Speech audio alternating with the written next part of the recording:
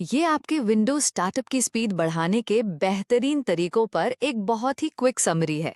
आप जानते हैं ना, कंप्यूटर चालू होते ही जो ढेरों ऐप्स अपने आप खुलने लगते हैं, वो सिर्फ इरिटेट ही नहीं करते, बल्कि आपके पीसी को एकदम स्लो कर देते हैं।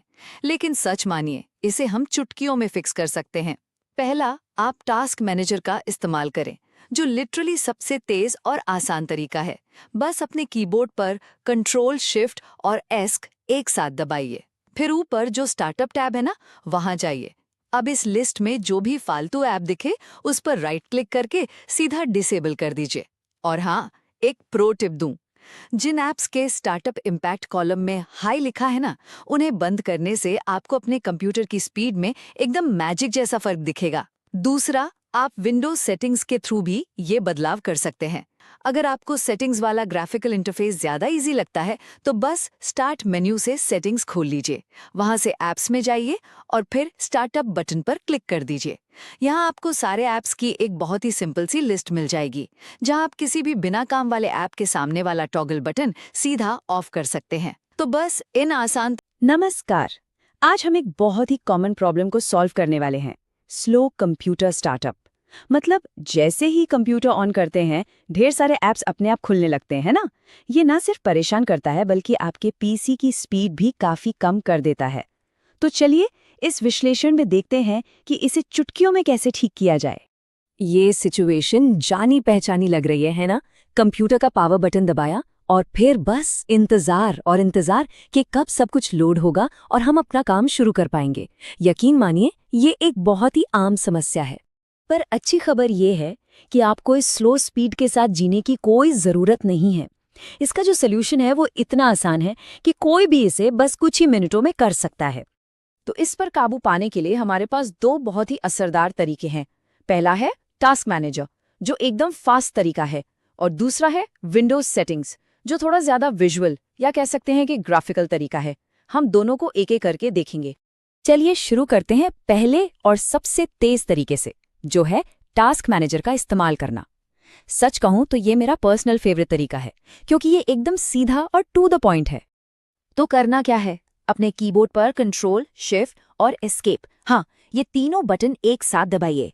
अगर एक छोटी सी विंडो खुलती है तो नीचे मोर डिटेल्स पर क्लिक करके उसे बड़ा कर लीजिए।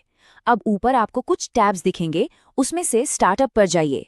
यहाँ आपको उन सभी ऐप्स की लिस्ट मिल जाएगी जो आपके पीसी के ऑन होते ही अपने आप चालू हो जाते हैं। अब जिस भी ऐप को आपको रोकना है, उस पर बस राइट क्लिक करिए और डिसेबल सिलेक्ट कर लीजिए। और बस हो गया काम। वो ऐप अब अगली बार से कंप्यूटर स्टार्ट होने पर अपने आप नहीं खुलेगा। देखा कितना सिंपल था? ठीक है, अब चलते हैं हमारे दूसरे तरीके पर, विंडोज सेटिंग्स। ये तरीका उन लोगों के लिए बेस्ट है जिन्हें मेन्यू और टॉगल स्विच के साथ काम करना ज्यादा पसंद है।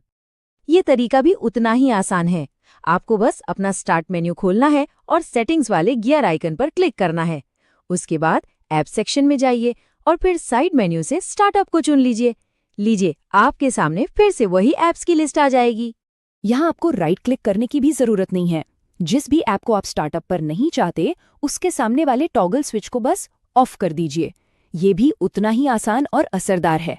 ठीक है, तो हमने दो तरीके तो सीख लिए, लेकिन असली सवाल ये है कि सबसे ज्यादा असर कैसे होगा। मतलब कौन से ऐप्स को बंद करने से हमारे कंप्यूटर की स्पीड में सबसे ज्यादा सुधार आएगा। तो यहाँ आती है सबसे काम की बात। आप चाहे टास्क मैनेजर यूज करें या सेटिंग्स, हमेशा स्टार्टअप इम्पैक्ट वाले कॉलम पर जरूर ध्यान दें। जिन ऐप्स के आगे हाई लिखा होता है, असल में वही आपके सिस्टम को सबसे ज्यादा धीमा कर रहे होते हैं। तो अगर आप उन्हें डिसेबल करेंगे, तो आपको परफॉर्मेंस में सबसे बड़ा और साफ साफ महसूस होने वाला सुधार दिखेगा। चलिए तो फटाफट से एक बार सब कुछ रिवाइज कर लेते हैं, जो भी हमने अभी तक सीखा है, ताकि सारी जरूरी बातें याद रहें और आप इन्हें फौरन अप्लाई कर सके। तो याद रखने वाली मुख्य बातें ये हैं। अगर आपको जल्दी काम करना है तो टास्क मैनेजर इस्तेमाल करें, और अगर विजुअल तरीका पसंद है तो विंडोज सेटिंग्स। सबसे जरूरी, हमेशा स्टार्टअप इम्पैक्ट कॉलम को चेक करें और उन ऐप्स को बंद करने पर फोकस करें जिनका इम्पैक्ट हाई है। यही वो सीक्रेट है जो आपके पीसी को वाकई में तेज बना देगा। तो जब आपको ये सब पता चल गया है, तो असली सवाल ये है, इन बदलावों को करने के बाद आपका पीसी कितना तेज महसूस होता है। इसे आजमाइए और खुद देखिए कि ये आपके लिए कितना बड़ा अंतर पैदा करता है।